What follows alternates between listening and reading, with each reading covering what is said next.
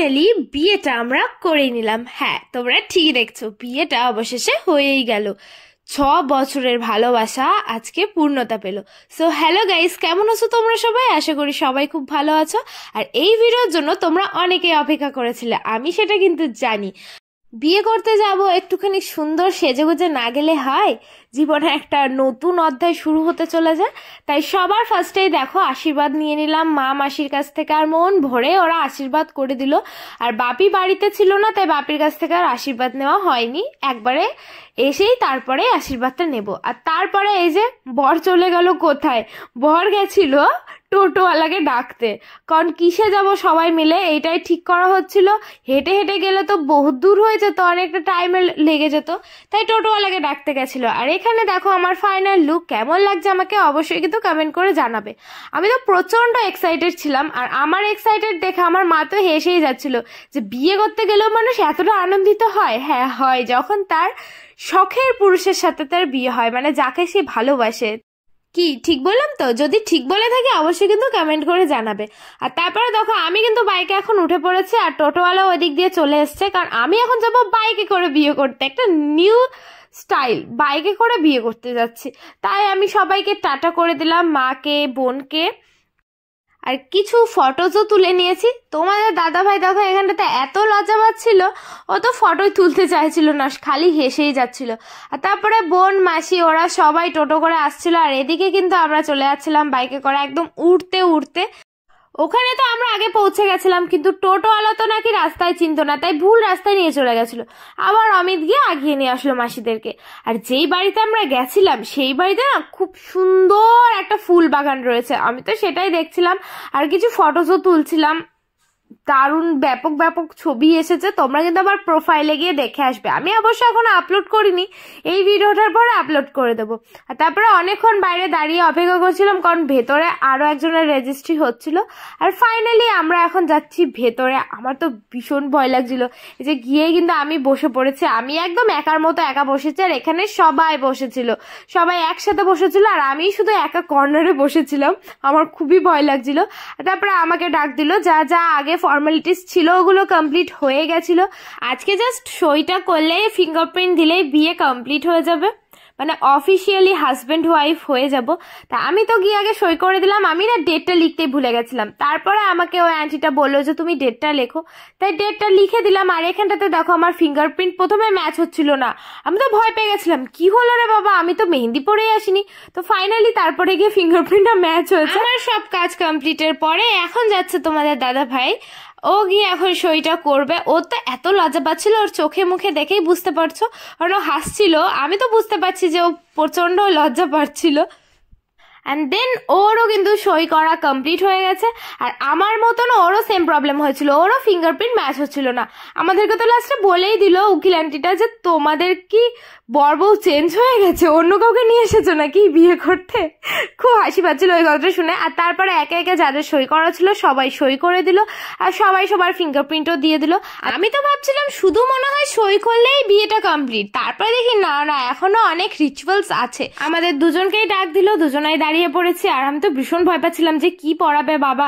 আমাদেরকে এখন একটা লম্বা কবিতা পাঠ করিয়েছে, তোমাদেরকে একটু শোনাই, তোমরাও শোনো আমরা কি কবিতা পাঠ করেছি। সারা জীবন সুখে ও শান্তিতে বসবাস করিব। অমিত পালকে স্বামী রূপে গ্রহণ করিয়া সারা জীবন সুখে ও শান্তিতে বসবাস করিব। তো তোমরা শুনলে আমরা দুজন দুজনকে স্বামী স্ত্রী রূপে গ্রহণ করলাম, এই পার্টটাই আমরা করেছি। আমার তো স্বামী কথাটা বলার সময় প্রচন্ড হাসি পাচ্ছিল। যাই হোক, তারপরে এখানটাতে আমরা সবাই মিলে ছবি তুলছিলাম, নিজেকে একেবারে সেলিব্রিটি মনে হচ্ছিল, সবাই আমাদেরকে ঘিরে ধরে ছবি তুলছিল, মানে স্ট্যাটাস লাগাতে হবে না যে বিয়ে কমপ্লিট। আর তারপরে আমরা কিন্তু সঙ্গে সঙ্গে আমাদের রেজিস্ট্রি ম্যারেজ সার্টিফিকেট কিন্তু এখানটাতে পেয়ে গেছি, সেটাই আমি খুব মনোযোগ সহকারে দেখছিলাম। আর তারপরে দেখো নাচতে নাচতে বাইরে চলে এসেছি। আমি প্রচন্ড খুশি ছিলাম, তোমরা বুঝতেই পারছো আমার খুশির কারণ। 6টা বছর পরে ফাইনালি দুজনে অফিসিয়ালি হাজবেন্ড অ্যান্ড ওয়াইফ। এখন আর লোকে কোনো বাজে কথাও বলতে পারবে না, কিছু করতে পারবে না। তো যাই হোক, তারপরে এখানটাতে মাসি আমাকে একটা হামি খেয়ে নিল, আর তারপরে মাসিকে রেজিস্ট্রি সার্টিফিকেটটা দিলাম। আর এখন আমরা সবাই মিলে চলে এসেছি বাড়িতে। আর বাড়িতে এসে সবার প্রথম যেটা কাজ, আমাদের মন্দিরে গিয়ে বাবা মার কাছ থেকে আগে আশীর্বাদটা নেওয়া, কারণ বাবা মার আশীর্বাদ না হলে কিছুই হবে না। সব কিছু ভগবানের জন্যই পসিবল হয়েছে, কারণ 6টা বছর পরে নিজের ভালোবাসাকে একদম নিজের করে পাওয়ার যে আনন্দটা আমার এখন হচ্ছে, তোমাদেরকে আমি বলে বোঝাতে পারবো না। তো তারপরে বাপিকে প্রণাম করে নিলাম, একে একে সবাইকে প্রণাম করছিলাম, মাকে করলাম, মাসিকে করলাম। আর মাকে যখন অমিত প্রণাম করছিল, মা তো ইয়ার্কি মেরেও চুলটা টেনে দিয়েছিল। তো যাই হোক, এখানটাতে সবাইকে প্রণামের পালা শেষ। আর তারপরে চলে গেছিলাম বাজারে। বাজারে গিয়ে আমরা একটুখানি মিষ্টি কিনে নিয়ে এসেছিলাম, আর মা তো মিষ্টি কিনে এনেই ছিল।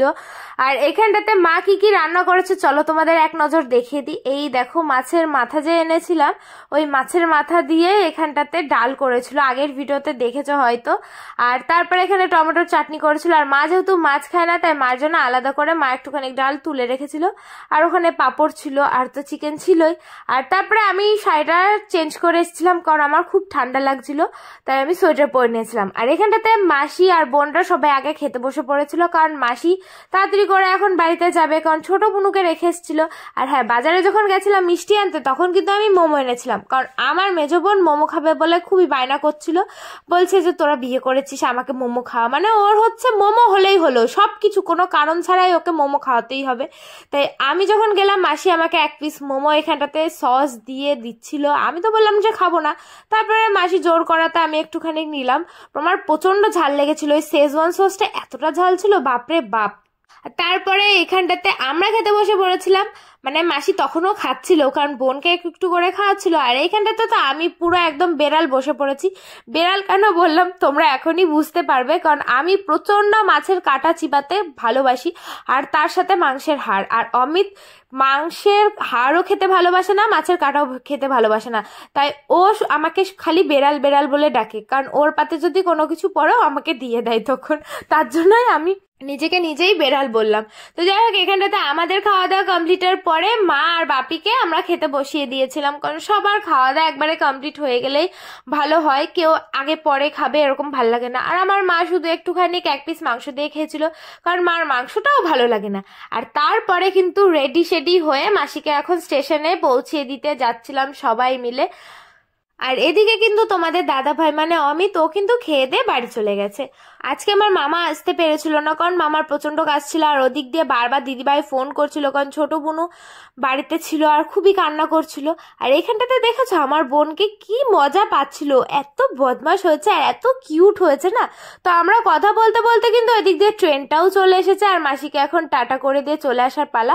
আর তার আগে বলে দিই যে অনেকে বলেছো তোমার শ্বশুরবাড়ির লোকজন কেন আসেনি, আমার শ্বশুরও বাড়িতে ছিল না, এর জন্য কিন্তু আসতে পেরেছিল না। আমার যখন অনুষ্ঠান করে বিয়ে হবে তখন সবাইকে তোমরা দেখে নিও এক এক করে। তো যাই হোক, মাসিকে এখন টাটা করে দিয়ে আমরা কিন্তু বাড়ি আসার দিকে রওনা দিয়েছিলাম। তো আজকের ভিডিওটা তোমাদের কেমন লাগলো অবশ্যই কমেন্ট করে জানাবে, ভালো লাগলে লাইক শেয়ার করে দেবে, আমার পেজটা